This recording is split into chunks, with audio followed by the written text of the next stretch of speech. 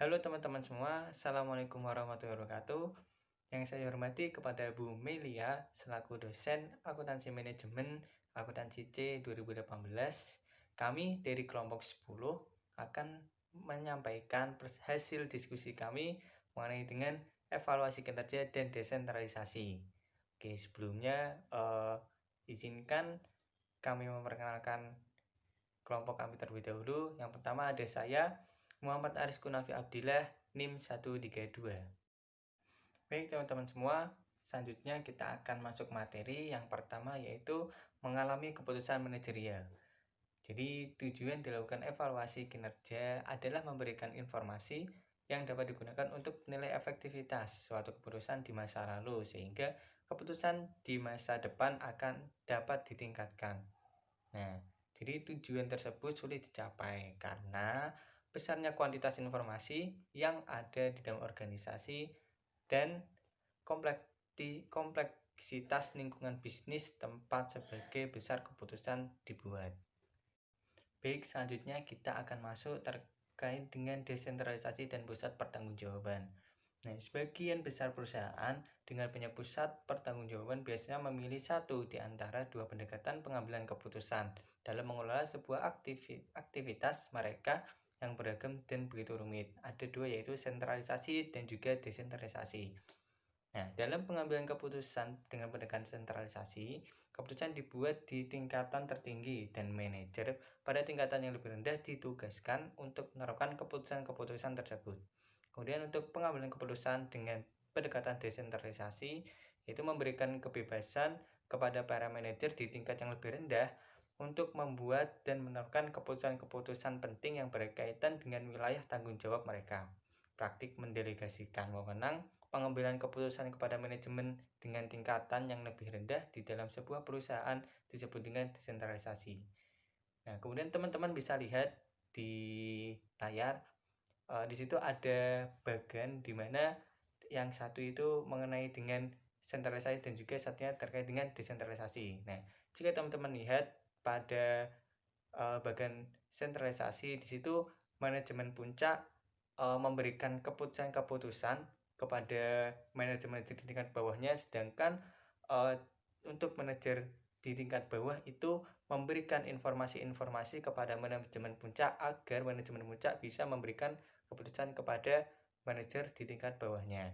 Oke, selanjutnya untuk yang desentralisasi, yaitu manajemen puncak dapat berkoordinasi dengan manajer pada tingkat bawahnya, di mana manajer di tingkat bawahnya juga memiliki hak untuk memberikan keputusan-keputusan, dan juga tidak lupa untuk manajer bawah memberikan informasi kepada manajemen puncak agar dapat saling berkoordinasi untuk menentukan sebuah keputusan. Baik teman-teman, selanjutnya yaitu kita akan membahas terkait dengan alasan melakukan desentralisasi. Jadi kenapa sih kita harus melakukan desentralisasi? Nah, teman-teman bisa lihat di situ ada 4 alasan. Yang pertama yaitu kemudahan untuk mengumpulkan dan penggunaan informasi setempat. Oke, untuk alasan kedua yaitu membuat manajemen pusat lebih fokus pada tanggung jawabnya. Dan alasan ketiga yaitu melatih dan memotivasi para manajer segmen. Nah, kemudian untuk alasan keempat yaitu meningkatkan persaingan, menempatkan segmen-segmen dalam kekuatan pasar. Baik, menuju alasan yang pertama yaitu mengumpulkan dan menggunakan informasi setempat. Nah, jadi kualitas keputusan dipengaruhi oleh kualitas informasi yang tersedia. Nah, saat perusahaan berkembang, semakin besar dan beroperasi di pasar dan di wilayah yang berbeda, manajemen pusat belum tentu dapat memahami kondisi daerah tersebut. Nah, namun para manajer tingkat yang lebih rendah berhubungan langsung dengan kondisi yang ada pada sekitarnya. Nah, di sini dapat kita ambil contoh yaitu perusahaan McDonald's. Jadi perusahaan Amerika ini mereka sudah memiliki berbagai cabang di berbagai negara. Salah satunya itu Cina atau Prancis. Nah, di sini masyarakat yang ada di Cina dan juga Prancis pastinya memiliki cita rasa yang berbeda dalam makanannya terhadap orang-orang Amerika. Nah, sehingga manajer tingkat segmen pada wilayahnya di Cina atau Prancis pasti mereka memutuskan untuk menciptakan sebuah menu yang dimana menu itu cocok untuk pada masyarakat di wilayah tersebut. Oke, baik. Selanjutnya untuk alasan yang kedua itu manajemen pusat lebih fokus. Dengan mendesentralisasikan keputusan operasional, manajemen pusat bebas untuk terlibat dalam perencanaan strategis dan pengambilan keputusan. Keberlanjutan organisasi dalam jangka panjang seharusnya lebih penting bagi manajemen pusat daripada kegiatan operasional harian. Baik, selanjutnya kita lanjut ke alasan yang ketiga, yaitu melatih dan memotivasi para manajer. Organisasi selalu membutuhkan manajer yang terlatih dengan baik untuk menggantikan manajer dengan tingkatan lebih tinggi yang keluar dari perusahaan untuk bekerja di tempat lain. Nah, apakah terdapat cara yang lebih baik untuk menyiapkan generasi manajer dengan tingkatan lebih tinggi di masa depan selain dengan cara memberikan kesempatan kepada para manajer tersebut untuk membuat keputusan-keputusan penting. Nah, kesempatan ini juga membuat manajemen puncak menjadi lebih mudah dalam mengevaluasi kemampuan para manajer lokal dan mempromosikan mereka yang mampu membuat keputusan terbaik. Oke, selanjutnya untuk alasan keempat yaitu meningkatkan persaingan dalam perusahaan yang sangat berorientasi ke pusat. Margin laba keputusan dapat menyembunyikan inefisiensi dalam beberapa subdivisi. Perusahaan-perusahaan besar saat mendapati bahwa mereka tidak mampu untuk mempertahankan divisi yang tidak mampu bersaing, salah satu cara terbaik untuk meningkatkan kinerja dari sebuah divisi atau pabrik adalah dengan menghadapkan mereka secara penuh pada kekuatan pasar. Nah, seperti contohnya itu core industri di setiap unit diharapkan untuk dapat bertindak sebagai unit otonom dan menetapkan harga, baik untuk pelanggan di dalam maupun di luar perusahaan. Unit-unit layanannya tidak diperlukan oleh unit lainnya, di cost mungkin harus ditutup.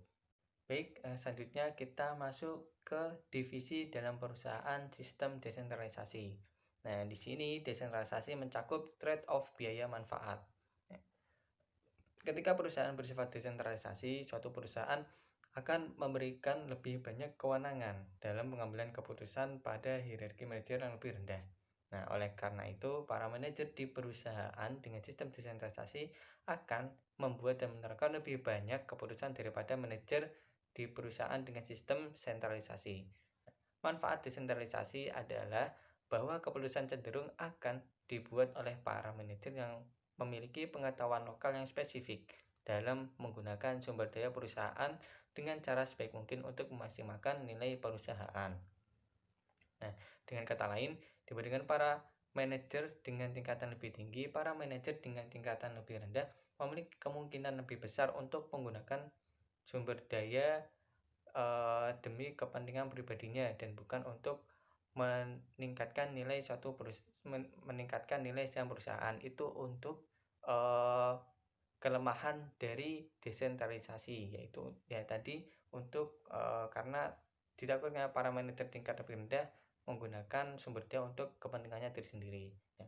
Di sini ada tiga hal, yaitu desentralisasi bisa dicapai dengan cara membuat unit-unit yang disebut dengan divisi. Nah, di sini ada 3 hal yang meliputi divisi, yaitu jenis barang atau jasa, lini geografis, dan yang ketiga yaitu pusat pertanggungjawaban. Untuk jenis atau barang jasa, di mana tiap barang dan jasa itu bisa dibedakan tiap-tiap divisi. Kemudian untuk lini geografis, yaitu di mana tiap-tiap daerah memiliki manajer-manajer atau divisi-divisi tersendiri untuk membuat keputusan. Kemudian yang ketiga yaitu pusat pertanggungjawaban, di mana pertanggungjawaban bisa dibagikan kepada manajemen di tingkat bawahnya. Baik, selanjutnya kita masuk ke 4 jenis pusat pertanggungjawaban utama. Nah, di situ teman-teman bisa lihat ada 4 pusat pertanggungjawaban. Yang pertama itu pusat biaya. Jadi untuk pusat biaya yaitu manajemen hanya bertanggung jawab terhadap biaya-biaya perusahaan, sehingga berbagai biaya itu ada pertanggungjawabannya sendiri. Kemudian yaitu yang kedua itu pusat laba. Nah, di sini manajer bertanggung jawab baik terhadap pendapatan maupun biaya, di mana manajer tersebut bertanggung jawab atas bagaimana untuk mendapatkan laba dan juga bagaimana untuk bisa menekan biaya. Kemudian yang ketiga yaitu pusat pendapatan. Nah, di sini manajemen hanya bertanggung jawab terhadap penjualan atau pendapatan. Nah, di sini bagaimana manajemen bisa meningkatkan penjualannya atau bisa meningkatkan pendapatannya agar perusahaan bisa lebih maju ke depannya. Kemudian yang terakhir yaitu pusat investasi. Nah, manajemen bertanggung jawab terhadap pendapatan, biaya, dan investasi. Nah, di sini biasanya para manajer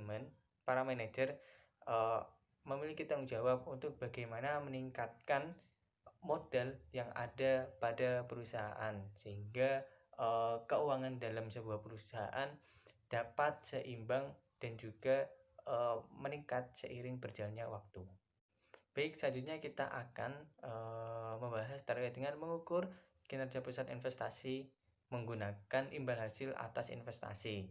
Nah, di sini pusat investasi biasanya dievaluasi berdasarkan imbal hasil atas investasi. Ukuran-ukuran lain yang bisa digunakan meliputi laba, residu, dan economic value added atau EVA. Imbal hasil atas investasi salah satu cara untuk mengaitkan laba operasi dengan aset yang digunakan adalah dengan menghitung imbal hasil investasi yang merupakan laba yang diperoleh dari setiap dolar investasi. ROI adalah ukuran kinerja yang paling umum digunakan dalam pusat investasi. Nah, jadi untuk teman-teman yang belum tahu ROI itu return on investment. Jadi bagaimana kita mendapatkan imbal hasil atas dari investasi yang kita lakukan. Nah, untuk perhitungannya, teman-teman bisa menggunakan rumus laba operasi dibagi dengan aset operasi rata-rata. Selanjutnya, laba operasi mengacu kepada laba sebelum bunga dan pajak. Aset operasi adalah semua aset yang dibeli untuk menghasilkan laba operasi yang terdiri atas kas, piutang, persediaan tanah, bangunan, dan juga persediaan lainnya dan juga peralatan lainnya. Aset operasi rata-rata dihitung sebagai berikut, yaitu aset awal ditambah dengan aset akhir dibagi 2. Oke, sebagai contoh, untuk perusahaan Alfa memperoleh laba sebesar 100.000 dan perusahaan Beta memperoleh laba sebesar 200.000. Nah, di sini perusahaan Alfa menggunakan investasi sebesar 500.000 untuk menghasilkan kontribusi sebesar 100.000. Nah, di sini ada contoh untuk perusahaan Alfa di mana laba operasinya sebesar 100.000 dibagi dengan aset operasi rata-rata yaitu sebesar 500.000 sehingga memperoleh nilai ROI yaitu sebesar 0,20. Selanjutnya kita masuk ke margin dan perputaran. Nah, di sini ada cara lain untuk mendapatkan nilai ROI yaitu dengan memisahkan rumus yaitu laba operasi dibagi dengan aset operasi rata-rata menjadi margin dan juga perputaran. Oke, dapat teman-teman lihat itu di layar, yaitu rumus ROI menjadi laba operasi dibagi penjualan dikali dengan penjualan dibagi dengan aset operasi rata-rata. Nah, kita ambil contoh perusahaan Alfa yang tadi. Jika perusahaan Alfa memiliki penjualan sebesar 400.000, maka di situ laba operasi dibagi dengan penjualan yaitu 100.000 dibagi dengan 400.000 kita mendapatkan nilai 0,25. Oke, selanjutnya yaitu penjualan dibagi dengan aset operasi rata-rata yaitu sebesar 400.000 dibagi dengan 500.000 kita memperoleh nilai yaitu 0,80. Nah, sehingga ROI dapat kita peroleh yaitu sebesar 0,20 dengan tadi nilai laba operasi dibagi penjualan yang sebesar 0,25 dikali dengan 0,8 diperoleh dari penjualan dibagi dengan aset operasi sehingga nilai ROI pada perusahaan Alfa yaitu sebesar 0,20. Baik teman-teman, selanjutnya kita masuk ke menghitung aset operasi rata-rata, margin, perputaran, dan imbal hasil atas investasi. Nah, di sini imbal hasil atas investasi adalah ukuran utama. Imbal hasil atas investasi mengaitkan laba yang diperoleh dengan investasi yang dibutuhkan untuk menghasilkan laba tersebut. Imbal hasil atas investasi tepat untuk perusahaan dan pusat investasi. Nah, di sini sebagai contoh mengambil dari perusahaan Celimar Company. Nah, di situ dapat kita lihat besar penjualannya yaitu sebesar 480.000, kemudian beban pokok penjualan yaitu sebesar 222.000, kemudian laba bruto yang didapatkan yaitu sebesar 258.000. Nah, kemudian untuk beban penjualan dan administrasi yaitu sebesar 210.000, sehingga dapat kita peroleh laba operasi sebesar 48.000. Dan disitu ada juga informasi di awal tahun nilai aset operasi sebesar 277.000.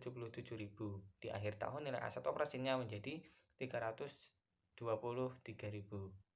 Kemudian kita diminta untuk menilai aset operasi rata-rata, yang kedua yaitu margin, yang ketiga yaitu perputaran, dan keempat yaitu imbal hasil atas investasi. Oke, yang pertama yaitu aset operasi rata-rata. Nah, untuk aset operasi rata-rata ini kita menggunakan aset awal ditambah dengan aset akhir dibagi 2. Jadi kita masukkan angkanya yaitu sebesar 277.000 ditambah 323.000, kemudian dibagi 2 yaitu kita menghasilkan nilai sebesar 300.000. Kemudian yang kedua yaitu margin, yaitu kita menggunakan rumus laba operasi dibagi dengan penjualan.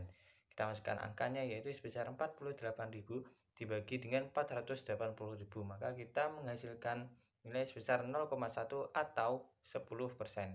Oke, selanjutnya yang ketiga yaitu perputaran, yaitu penjualan aset dibagi aset operasi rata-rata. Kemudian kita masukkan nilainya sebesar 480.000 dibagi dengan 300.000, kita mendapatkan nilainya sebesar 1,6. Oke, kemudian terakhir yaitu kita menghitung ROI dengan rumus margin kali perputaran. Ya, kemudian kita masukkan angkanya sebesar 0,1 dikali dengan 1,6, sehingga kita mendapatkan nilai ROI sebesar 0,16 atau sebesar 16%. Untuk selanjutnya ya akan dilanjutkan oleh Mbak Siska. Oke, terima kasih Mas Abdi. Sekarang kita akan melanjutkan presentasinya. Nah, kita akan membahas mengenai keunggulan imbal hasil investasi atau ROI. Jadi, ada 3 keuntungan dari imbal hasil ROI ini. Yang pertama yaitu mendorong manajer untuk memusatkan perhatiannya pada hubungan antara penjualan, beban, dan investasi. Jadi, ini para manajer akan mencari hubungan antar ketiganya.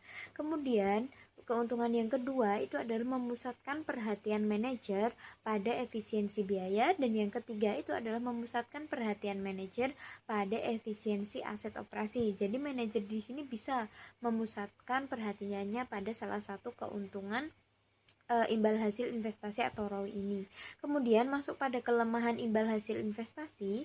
Jadi perlakuan yang lebih terhadap ROI ini akan menimbulkan suatu perilaku yang disebut dengan miopic. Nah, miopic ini bisa diartikan sebuah bias atau kesalahan penilaian kinerja karena terlalu fokus pada laba jangka pendek. Nah, miopic ini akan menimbulkan dua kelemahan. Yang pertama yaitu fokus yang sempit. Jadi fokusnya itu hanya pada keuntungan divisi serta mengorbankan keuntungan terhadap perusahaan secara keseluruhan. Kemudian kelemahan yang kedua itu adalah manajer itu hanya memfokuskan pada keuntungan jangka pendek saja, kemudian mengorbankan keuntungan-keuntungan yang ada di jangka panjang. Nah, teman-teman, selain menggunakan ROI dalam mengukur kinerja pusat investasi, kita juga bisa menggunakan cara lain, misalnya laba residu maupun economic value added. Nah, kita bahas ya satu-satu. Dari metode laba residu. Metode laba residu itu adalah selisih antara laba operasi dan imbal hasil minimum yang dipersyaratkan atas aset operasi perusahaan. Jadi, rumusnya untuk laba residu itu sama dengan laba operasi dikurangi imbal hasil minimum dikali dengan aset operasi perusahaan. Nah, laba residu ini mengaitkan laba yang diperoleh dengan imbal hasil yang dipersyaratkan atas investasi. Jadi kita sebelum investasi itu kita membuat suatu persyaratan berapa laba yang harus kita peroleh itu, kemudian kita bandingkan dengan laba yang benar-benar kita dapatkan. Dan laba residu ini itu menghilangkan kecenderungan manajer menolak proyek yang menguntungkan yang dapat menurunkan ROI divisi. Jadi kita bisa menolak nih, walaupun ROI-nya itu rendah tapi dia memberikan keuntungan yang tinggi, itu bisa dipilih oleh manajer dalam metode laba residu ini. Oke, sekarang kita akan masuk untuk menghitung dan menginterpretasikan laba residu. Jadi kalian bisa langsung lihat di PPT sebelah kiri itu ada perhitungan mengenai laba residu. Sebuah divisi perusahaan itu laba operasinya adalah sebesar $48.000. Kemudian imbal hasil minimum yang dipersyaratkan itu adalah 12%. Kemudian aset operasi rata-rata itu adalah sebesar $300.000. Kemudian dari perhitungan di situ kita bisa tahu bahwa laba residu divisi tersebut adalah sebesar $12.000. Ini bisa kalian perhatikan bahwasanya imbal hasil minimum ini kita bikinnya dalam bentuk desimal atau bukan persentase, karena laba residu itu hasilnya adalah dolar ya, dalam bentuk dolar. Jadi kita hilangkan. Kemudian interpretasinya untuk perhitungannya ini tadi berarti laba residunya lebih dari 0 ya. Jadi atau dia itu bernilai positif. Kemudian interpretasinya, jika laba residu itu lebih dari 0, maka divisi itu memperoleh laba yang lebih besar daripada imbal hasil minimum yang disyaratkan. Kemudian apabila laba residu itu kurang dari 0 atau negatif, maka divisi itu memperoleh laba lebih kecil dari imbal hasil minimum yang disyaratkan. Kemudian jika laba residu itu sama dengan 0, maka divisi itu memperoleh laba yang sama persis dengan imbal hasil minimum yang disyaratkan. Oke, sekarang kita masuk untuk keunggulan laba residu ya. Jadi keunggulan laba residu ini adalah dapat mencegah adanya kerugian. Nah, kok bisa? Nah, kita harus flashback lagi nih di halaman 710 buku kalian. Itu perhitungan perusahaan untuk memilih antara proyek 1 maupun proyek 2 dalam perhitungan ROI. Ingat ya, itu perhitungan ROI di halaman 710 itu. Nah, dalam hal tersebut ternyata perusahaan itu memilih proyek 2 karena dia memberikan nilai ROI yang tertinggi, yaitu 15,7% dari yang awalnya itu cuma 15%, dengan imbal hasil sebesar $1 juta. Nah, namun perusahaan itu akan menanggung beban sebesar $300.000 karena dia tidak memilih proyek 1 yang menghasilkan imbal hasil sebesar $1.300.000, walaupun memang ROI-nya itu sedikit. Selanjutnya, jika menggunakan perhitungan laba residu, itu perusahaan itu kerugian dari 300.000 itu dapat dihilangkan dengan alternatif memilih kedua proyek tersebut. Nah, perhitungannya itu ada di sebelah kanan pada PPT ya, itu ya. Nah, kenapa kita memilih kedua proyek itu? Karena dengan memilih kedua proyek itu akan memberikan laba residu yang terbesar, yaitu sebesar $3.040.000. Oke, next kita masuk ke kelemahan laba residu ya. Jadi tidak berbeda dengan ROI, laba residu ini juga orientasinya pada jangka pendek. Nah, permasalahan lain itu laba residu itu adalah sebuah ukuran tingkat keuntungan yang absolut, sehingga perbandingan kinerja dari pusat investasi yang berbeda itu menjadi sulit. Nah, ilustrasinya kayak gini teman-teman. Misalnya divisi A itu aset operasi rata-ratanya $15 juta, sementara divisi B itu $2.500.000. Kemudian laba operasi dari divisi A itu $1.500.000 dan divisi B itu $300.000. Dengan imbal hasil minimum itu $1.200.000 dan divisi B itu $200.000, dan divisi A itu menghasilkan laba residu sebesar $300.000, sementara divisi B itu $100.000. Nah, gini, mudah kita mengatakan bahwasanya divisi A itu akan lebih baik dari divisi B. Karena apa? Karena laba residu yang diberikan divisi A itu akan 3 kali lipat lebih besar daripada divisi B. Tetapi ketika kita melihat aset operasi rata-rata dari divisi A itu ternyata 6 kali lebih banyak daripada divisi B. Nah, jadi untuk mengatasi kelemahan tersebut sebaiknya ya perusahaan itu bisa menghitung baik ROI maupun laba residunya, kemudian kita perbandingkan mana yang benar-benar lebih baik di antara divisi itu atau alternatif strategi. Oke, untuk laba residu itu udah clear ya teman-teman. Sekarang kita akan membahas evaluasi kinerja investasi dengan menggunakan metode Economic Value Added atau EVA. Jadi EVA ini adalah suatu ukuran dari kekayaan yang berhasil diperoleh maupun dihabiskan oleh perusahaan dalam suatu periode tertentu. Jadi EVA ini rumusnya sama dengan laba operasi setelah pajak dikurangi biaya modal dalam bentuk persentase dikali total modal yang digunakan.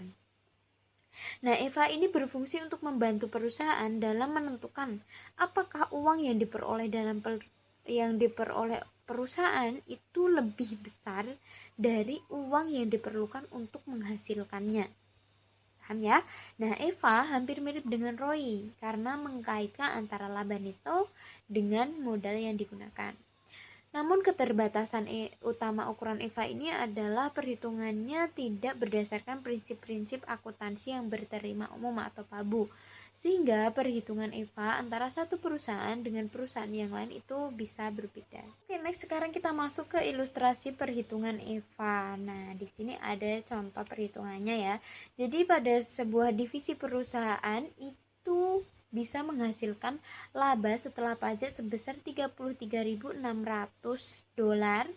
dengan biaya modal aktualnya itu adalah sebesar 10% dan total modal yang digunakan itu adalah sebesar $300.000. Nah, dari perhitungan ini didapatkan bahwa EVA-nya itu adalah senilai $3.600. Jadi nilainya positif ya.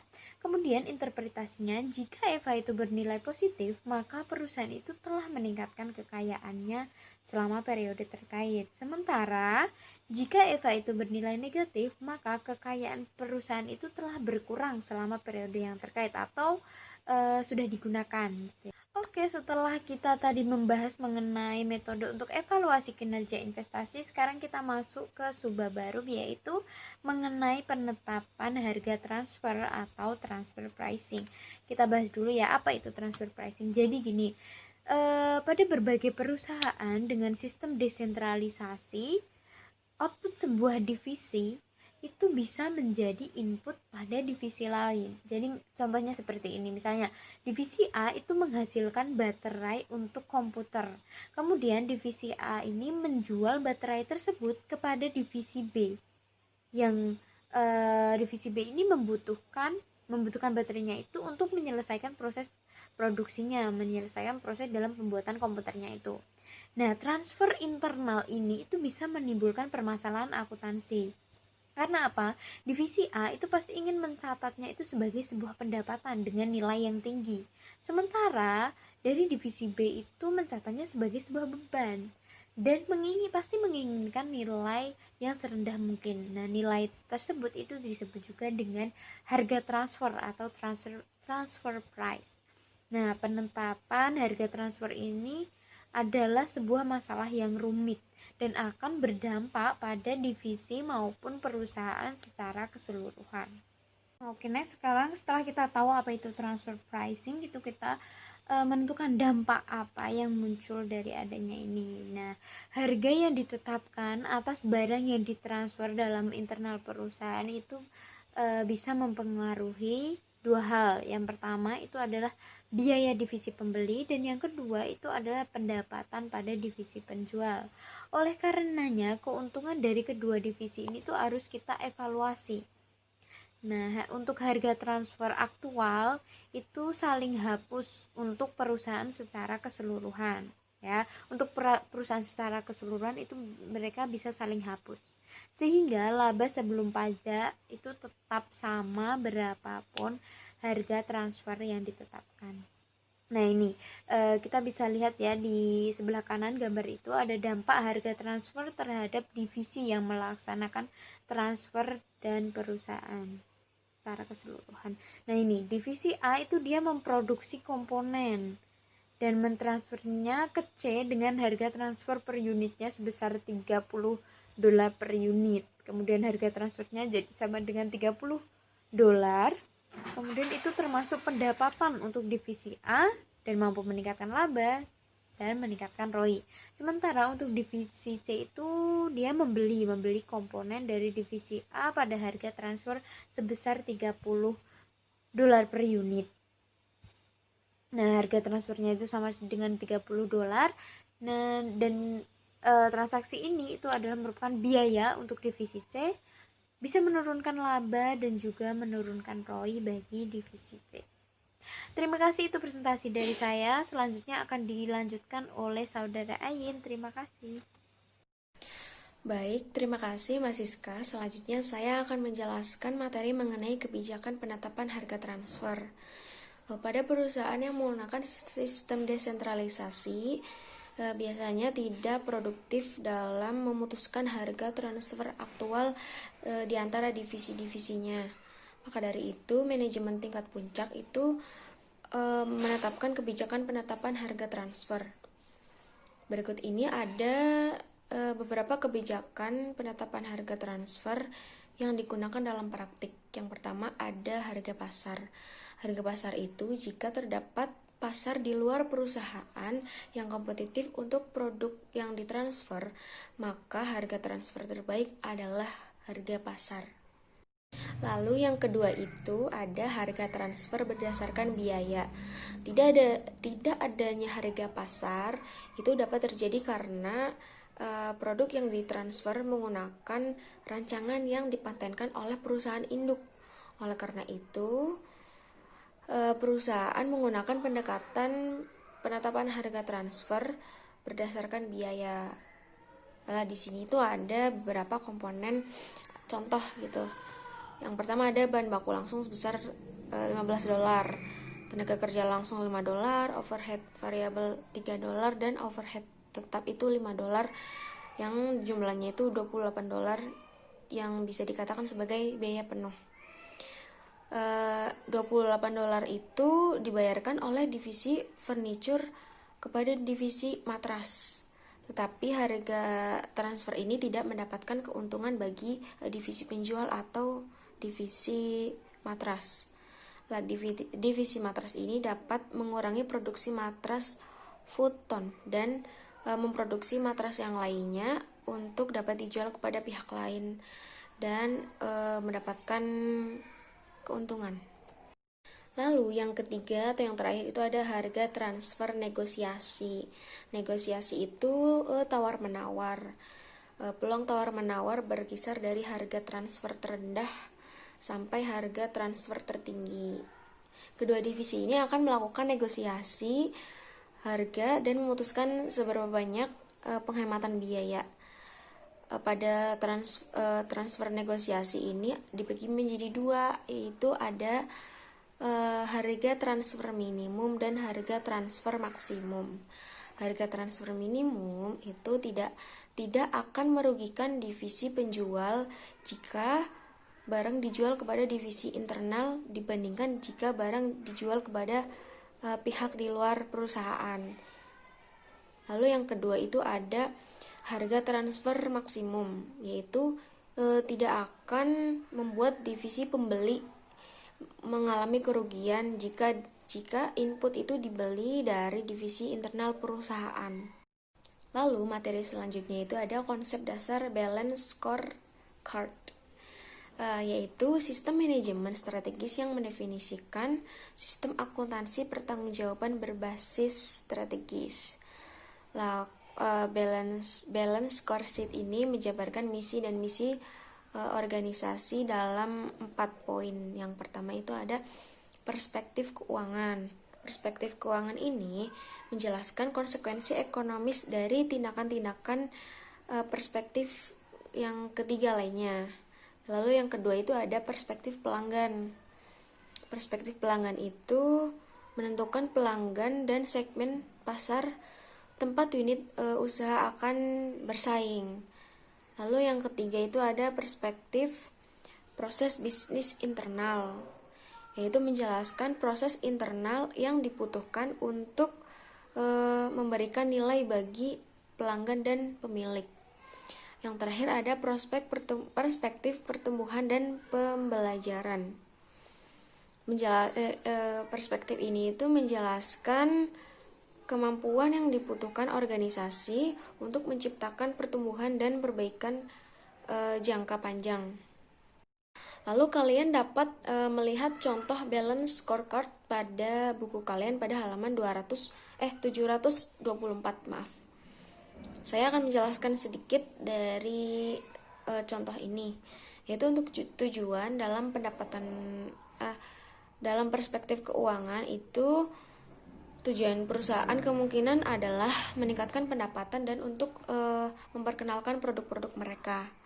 Lalu untuk ukuran pada tabel yang sebelah kanan itu ukuran kinerjanya dapat berupa persentase pendapatan dari penjualan produk-produk baru tersebut.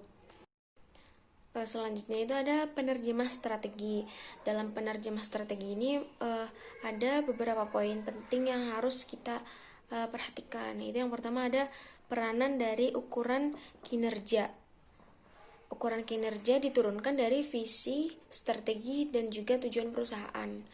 Ukuran kinerja tersebut harus seimbang di antara ukuran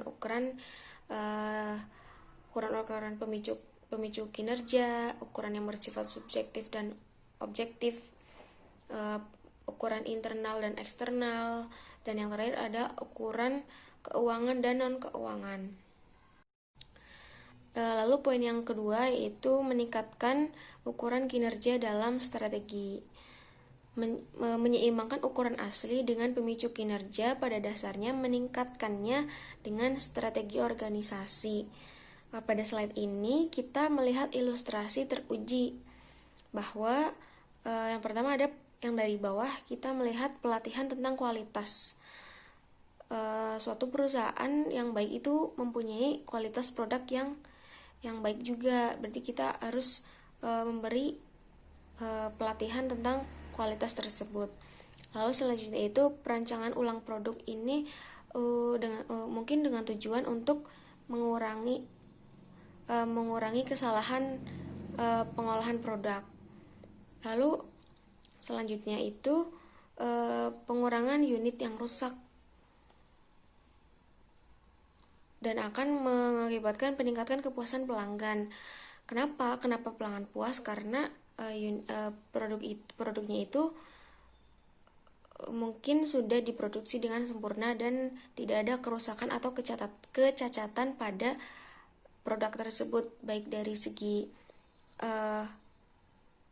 packaging ataupun dari segi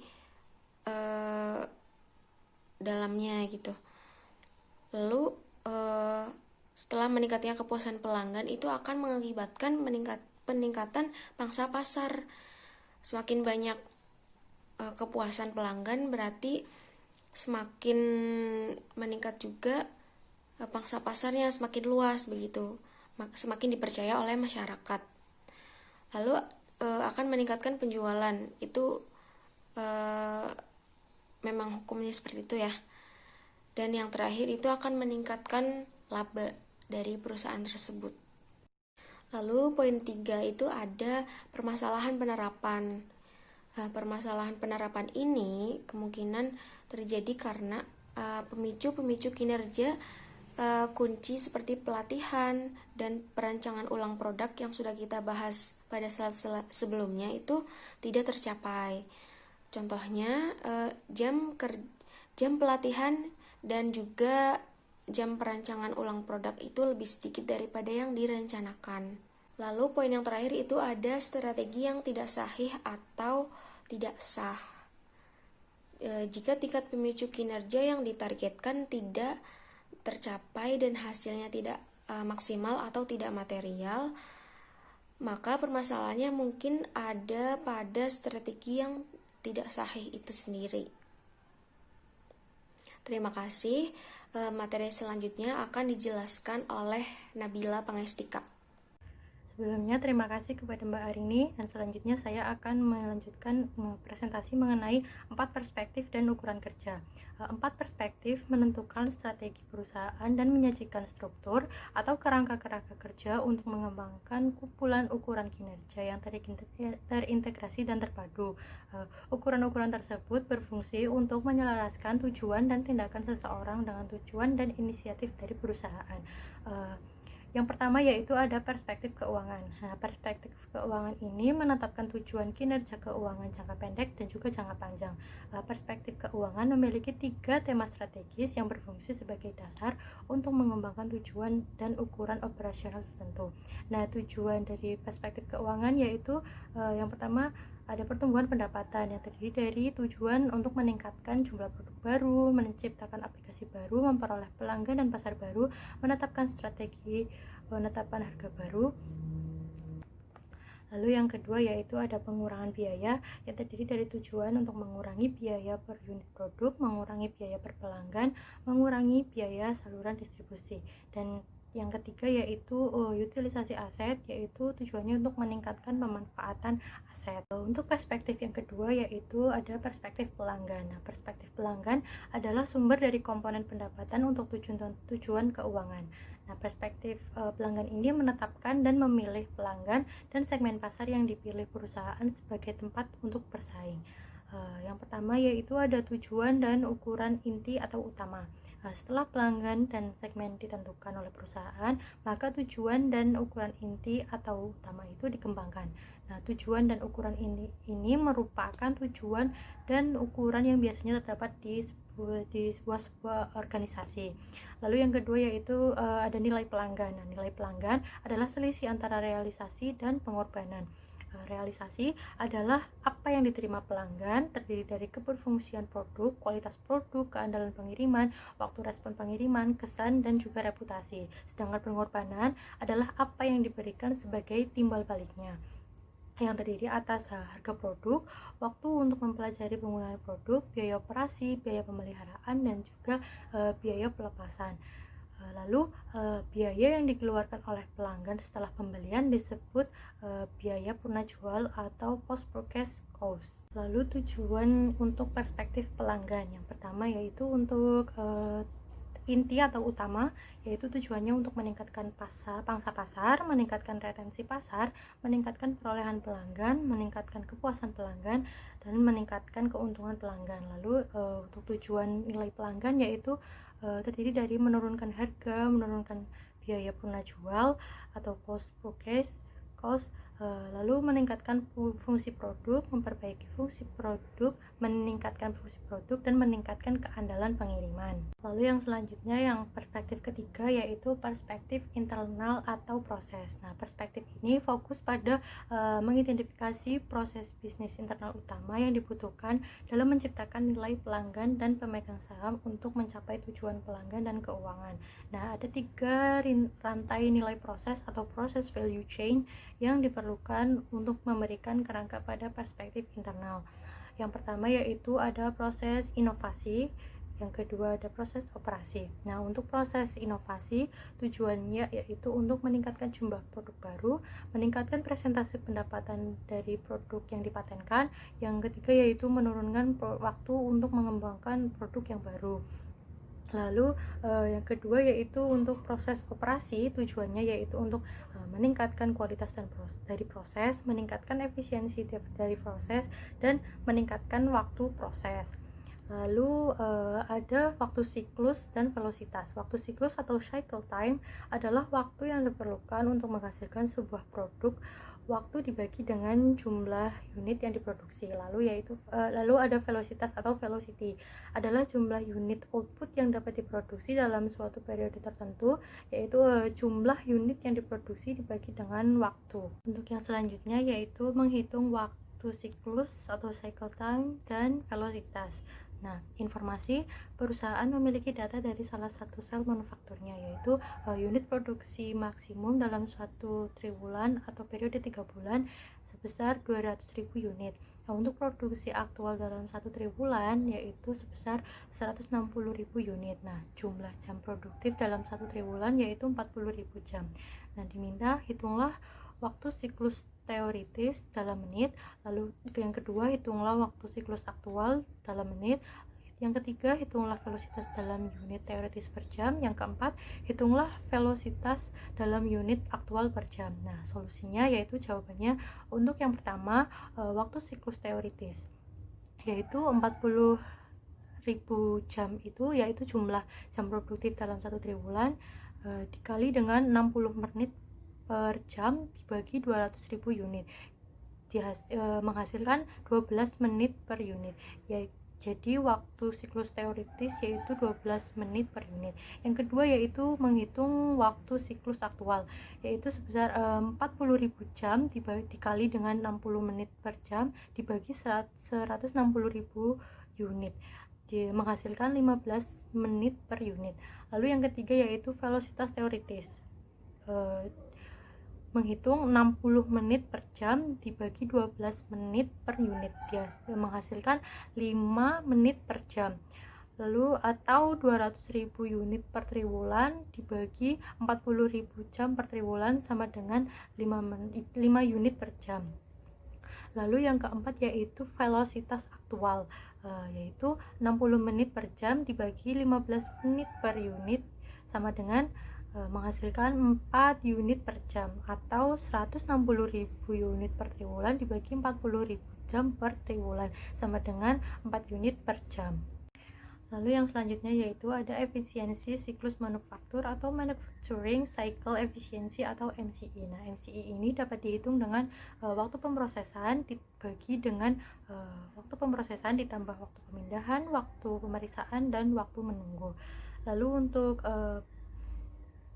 proses rantai nilai yang ketiga yaitu ada proses layanan purna jual. Nah, tujuan dan ukuran proses layanan purna jual yaitu untuk meningkatkan kualitas layanan, untuk meningkatkan efisiensi layanan, dan untuk meningkatkan waktu layanan. Dan ukurannya yaitu untuk first pass yield, tren biaya, output input, dan siklus waktu. Lalu yang selanjutnya yaitu menghitung efisiensi siklus manufaktur atau MCE. Nah, informasinya, sebuah perusahaan memberikan informasi berikut. Unit produksi maksimum dalam satu triwulan atau periode 3 bulan yaitu sebesar 200.000 unit. Untuk produksi aktual dalam satu triwulan yaitu sebesar 160.000 unit, dan jumlah jam produktif dalam satu triwulan sebesar 40.000 jam. Untuk waktu siklus aktual sebesar 15 menit, dan waktu siklus teoritisnya 12 menit. Nah, diminta yang pertama, hitunglah jumlah waktu pemrosesan dan jumlah waktu tidak memproses. Yang kedua yaitu hitunglah MCE-nya. Nah, solusinya atau penjelasannya yaitu yang pertama, menghitung jumlah waktu pemrosesan dan jumlah waktu tidak memproses. Waktu pemrosesan sama dengan waktu siklus teoritis. Oleh karena itu, jika semuanya berjalan dengan lancar dan tidak ada waktu yang terbuang percuma, maka diperlukan 12 menit untuk memproduksi satu unit. Oleh karena itu, waktu tidak memproses seharusnya adalah selisih antara waktu siklus aktual yang terdiri atas beberapa pemborosan dan waktu siklus teoritis. Rumusnya yaitu untuk waktu pemrosesan yaitu sama dengan waktu siklus teoritis sama dengan 12 menit. Nah, untuk waktu tidak memprosesnya yaitu selisih antara waktu siklus aktual dan waktu siklus teoritis sebesar 15 menit dikurangi 12 menit yaitu dihasilkan 3 menit. Jadi untuk jumlah waktu tidak memproses yaitu sebesar 3 menit. Lalu yang kedua yaitu hitunglah MCE-nya. Nah, MCE yaitu waktu pemrosesan dibagi waktu pemrosesan ditambah waktu yang tidak bermanfaat, yaitu diperoleh 12 menit dibagi 12 menit ditambah 3 menit sebesar diperoleh 0,8 atau 80%. Jadi MCE-nya diperoleh 80%. Lalu untuk perspektif yang terakhir yaitu perspektif yang keempat yaitu perspektif pembelajaran dan pertumbuhan. Nah, 3 tujuan utamanya yaitu meningkatkan kemampuan pegawai, yang kedua meningkatkan motivasi pemberdayaan dan kesejajaran, yang ketiga yaitu meningkatkan kemampuan sistem informasi. Tujuan yang pertama yaitu meningkatkan kemampuan pegawai. Contoh pemicu kinerja kemampuan pegawai adalah jumlah jam pelatihan atau presentasi persyaratan kemampuan utama yang dipenuhi. Pelatihan dan penerimaan pegawai adalah sumber dari kemampuan baru yang dibutuhkan oleh pegawai. Presentase pegawai diperlukan untuk mengisi bagian kunci dengan kemampuan yang disyaratkan dan menunjukkan kemampuan perusahaan memenuhi tujuan ketiga perspektif lain. Lalu yang kedua yaitu tujuan meningkatkan motivasi, pemberdayaan, dan kesejajaran. Pegawai harus memiliki kebebasan, motivasi, dan inisiatif untuk menggunakan kemampuannya secara efektif. Lalu yang ketiga yaitu tujuan yang ketiga meningkatkan kemampuan sistem informasi. Meningkatkan kemampuan sistem informasi memberikan informasi lebih akurat dan tepat waktu kepada para pegawai sehingga dapat meningkatkan dan melaksanakan proses baru secara efektif. Cukup sekian materi yang dapat kami sampaikan. Apabila ada kesalahan atau kekurangan dalam penyampaian materi, kami mohon maaf yang sebesar-besarnya. Dan jika ada pertanyaan, mohon disampaikan di room diskusi yang telah tersedia. Saya cukupkan, terima kasih. Assalamualaikum warahmatullahi wabarakatuh.